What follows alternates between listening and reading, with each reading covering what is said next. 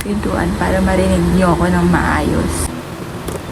Okay guys, so for today's video, we're going to do a haul. This is a long overdue vlog kasi lahat na binili ko dito. Yung iba, last week of June ko pa binili, tapos yung iba kahapon, tapos yung iba like, parang araw-araw ako bumibili ng school supplies, pero hindi talaga. So kung nakita nyo, bumili ako ng ibang school supplies sa Mega Mall. Then meron din sa SM, natingin kami. And yung iba dito hindi ko na na-vlog. So, ito na yung lahat. Actually, hindi pa ito lahat kasi binili pa ako online. Ito na yung binili ko sa physical stores. Simulan muna natin sa stationaries. Favorite ko talaga yung mga stationaries, guys. Parang namomotivate talaga ako palagi mag-aral kapag maganda. Cute yung stationaries ko. Bakit mukha ako may sakit? Okay, so ito yung stationaries natin.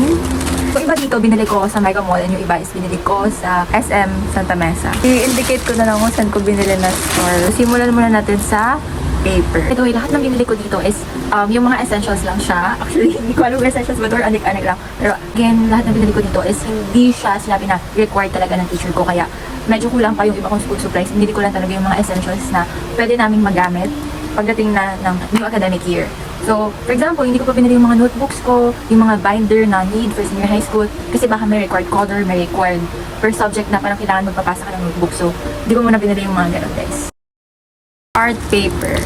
Colored papers, guys, for projects. Since alam ko na half ng grades namin is magagaling sa TETA. So, just in case na meron kaming performance task na nire-require maging creative, we need colored paper. Next, short bond paper and long bond paper. For, like, for activities, gano'n. Actually, for arts din to, pero I just know for sure na gagamitin namin to soon. I just know for sure na gagamitin namin to sometime this school year. Next is yellow pads. Bumili ako ng crosswise, ng full yellow pad. 1/4 and then lengthwise. Lahat na ng sizes ng yellow pads, guys, binili ko just in case. Para lahat tayo meron na, para hindi tayo manghihingi sa kaklase natin. Kasi yung classmates sila, so ayoko naman na yung magiging first impression nila sa akin is wala akong hindi kompleto yung gamit ko. So yeah. Papers is this. Cutesy lang siya na sticky note. Dito ko lalagay mga to-do list. So, ganun. Isa lang binili ko, guys. Hindi ko kailangan ng madami. Hindi para maging over-consumerism tayo. So this, guys. Bumili rin ako ng white intermediate paper. Baka kailangan namin ng white intermediate paper. First stocks natin kasi wala talaga ako kahit isa ng white intermediate paper. Next, guys, is pens. Hindi siya masyadong like very aesthetic stationery. Pero for pens kasi, guys, I'm always going practical kasi gusto ko yung mga pens na comfortable akong gamitin. At yung mga pens na parang hindi siya nag-i-smudge agad. Kapag nagsusulat ka ng mahabang essay, tapos like magsismudge siya or like didikit siya sa hands mo. So gusto ko ng mga ganun. That's why I chose Dong A. Dalawang Dong A to, and then different colors. I have the green, the blue, and the red. And ganito. And then ito is correction tape siya. Bubuksan ko na ba to or ano? Buksan ko na.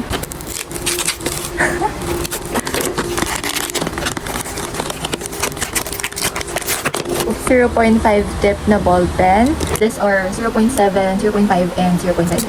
So, here are my donkeys. Ito lang muna yung mga ball pen na bibilin ko. Kapag may pasokan na, doon lang ako bibili ng mga cute na ball pens para mas maging productive pa ako.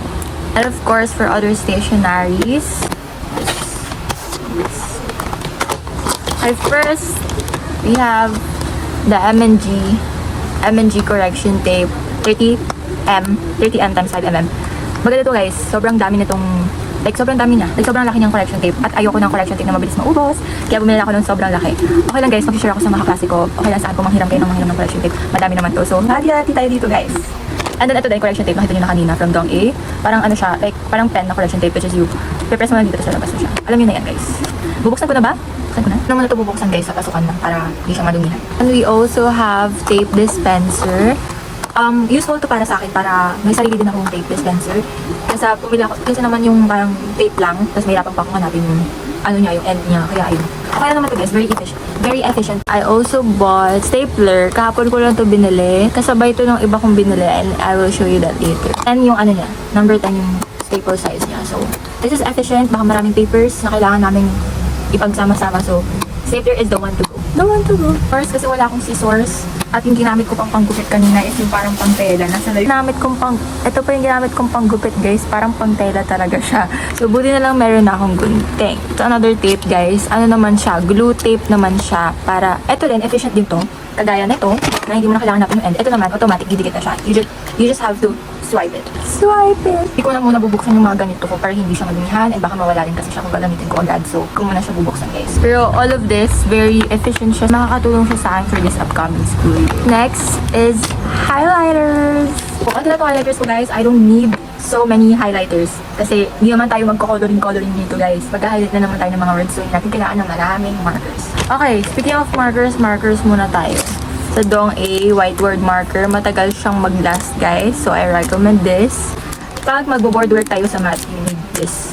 Just in case walang dalang whiteboard marker yung teacher nyo, you have to bring at least one of this. This highlighter glitter, for designing lang naman siya guys. And it has all the colors only for 99 pesos. Grabe, di ba? Ito yung itsura niya guys, kapag inan na siya. Meeting ang talaga choice. Ayaw mag-focus, pasensya na. Yan. Also have permanent marker. Siyempre kung may whiteboard tayo, mayroon tayong permanent. And then, meron din akong HBW green highlighter. This is free. It's from our barangay lang. Pinapamigay nilang school supplies. And then, bumili ako ng Stabilo guys. Okay, 3 Stabilo lang yung binili ko kasi bibilin pa natin yung pagpasukan na. So, this is their neon na highlighter and then ito yung isa. So, I have the orange. Bakit kasi ayaw mag-pose? I have the orange. And then I have neon pink. And I have the OG yellow one. This is perfect. This is the pinaka-perfect na highlighter na need ko for highlighting words kapag may textbooks. Actually, wala kaming textbooks pero kapag nag-notes tayo. Next, yung mga bags na need ko for school. First is my shoulder bag. This is from Parisian. We bought this sa Mega Mall. And super ganda na guys. It looks very classy. It looks very rich texture. Yung texture niya is grabe yung pagka-rich. Yung texture niya is grabe guys. Parang ano siya, hindi siya mabilis masira. And I really hope na hindi siya mabilis masira. And ano siya, waterproof siya of course kasi yung tela niya. Sana maging maayos to for school kasi maulan along Espanya and Moraita. That's why I chose this one. Pero baka gumamit din ako ng backpack. Siguro yung backpack ko na lang last school year if ever na magbabackpack ako. Pero this one is very nice kasi para kapag konti lang yung dadalhin, I don't need to use a backpack. And this one is very handy. So, it's a good purchase. This is new pencil case. I might still use the other pencil case that I have. Eto, bumili ako ng panibago for yung mga pinakita ko sa yung tape dispenser, yung mga malalaking correction tape, dito ko sila ilalagay. Kasi mas malaki siya kasi dun sa last pencil case ko. So, siguro dun na lang yung mga pens and highlighters. So, ayan siya. Double zipper siya, guys. Sa Mega Mall ko rin siya nag-this. It's my pouch for hygiene. So, this is for my hygiene kit. Nandito lahat ng lalagay ko mga tissue and stuffs na may papakita ko din yun sa inyo. So, yeah. Color yellow from Mega Mall. Okay, now that we're done with the school supplies, sa mga essentials naman tayo na maggamit din natin for school. Lahat to kahapon ko lang binili. Lahat, guys. Ito. Yung box dito. Grabe sa box. Ito. Yes. Okay, first, bumili ako ng 4 na tissue for stocks kasi hindi natin hahayaan na magpapawis tayo sa school or tatamaan tayo ng school air. That's why we have lots of tissues. Mura lang naman to guys. Peoples naman na siya guys. So, it's a good one. Cotton pads. For makeup remover lang naman. Of course, alcohol. Kailangan natin ng alcohol. Kasi, syempre, hindi natin hayaan na we get the dirt. Kailangan natin ng alcohol for hygiene stuffs and para lagi tayong clean, di ba? And of course, kapag may alcohol, may lagay ng alcohol. So, ito sa SM ko na to binili and ito sa iba. So, ito, may lock siya. Yan kapag naka-lock, so hindi mo siya mapapress. Pag naman open, swipe and press. Ay, yan. Hindi ko pala lalagyan guys, hugasan ko muna to. Hindi ko pala online guys is 3 blotting papers, papakita ko dito, 3 blotting papers and then isang wipes na 8 pieces per pack siya. So that will be useful din for me. Kasi yung blotting paper kapag nag-oil up pa yung face ko and then yung wipes is just in case kapag parang init na init ako ganun, mapupunas ako ng wipes or kapag sa CR ganun, syempre pupunasan muna natin yung toilet before tayong This one guys, since wala na akong pants na magamit, I need new ones sa closet ko. Ito siya.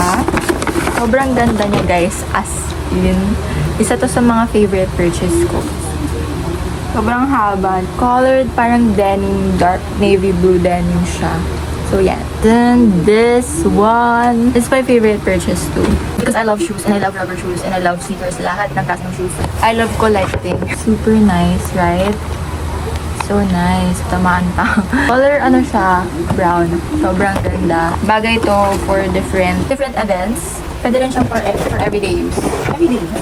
EO. Kung ano yung nakikita nyo ngayong glasses ko, yun, ito yun. Ito yun. Binili namin siya sa EO kahapon. Comes with this eyeglass bag. So, from EO siya. So, I chose this frame, guys, kasi mas better sa akin if clear na lang para hindi masyadong scandalous kapag yung color is brown pa or like black. Ganun. So, this is also my favorite purchase. Almost lahat ng binili ko kahapon, parang favorite purchase ko na siya. Kasi lahat talaga to is essentials ko. Pati yung school supplies, stationaries, itong pantalon, lahat magagamit ko yan for school. That's it for today's haul, guys. I'm so thankful for every person na nag-help sa akin to buy all this school stuffs. And guys, I promise, mag-aaral na talaga ako ng mabuti. na talaga ako ng mabuti and hindi ko sasayangan lahat ng pinagbibili niyo sa akin dito. So I'm very thankful for my family, my ninang, my tita, and my mother. Thank you so much. This is where the video ends, guys. Thank you so much for watching this very, very long vlog. And I hope you enjoyed this vlog. And I'll see you on my Tamarao Ignite vlog. Bye-bye! Joke lang, guys, matagal pa yung Tam Ignite. July 20 pa yon. Pero next week baka mag-vlog ulit ako. So abangan nyo na lang. Bye, guys!